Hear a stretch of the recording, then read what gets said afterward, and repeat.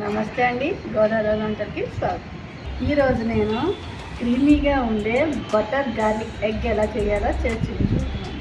పిల్లలకి ఎక్కువ క్వాంటిటీలో ఎగ్ పెట్టాలనుకున్నప్పుడు ఇది మంచి చాయిస్ అండి. ఈ రెసిపీ నాన్స్కి, రుమాలి రోటీస్కి చాలా బాగుంటుంది.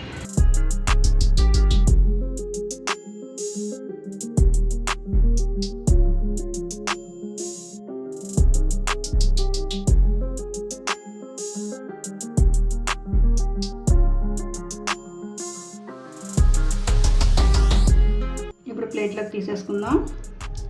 మంచి క్రీమీగా సాసీగా రెడీ అయిపోయిందండి. బటర్ గార్లిక్ ఎగ్ రెడీ అయిపోయింది. ఈసారి ఈవినింగ్ స్నాక్స్లా పిల్లలకి ఇది ట్రై చేయండి. చాలా టేస్టీగా ఉంటుంది, పిల్లలకు కూడా నచ్చుతుంది. ఈ రెసిపీ ఫుల్ వీడియో చూడాలనుకుంటే గోదావరి వంటలు అని యూట్యూబ్లో సెర్చ్ చేసి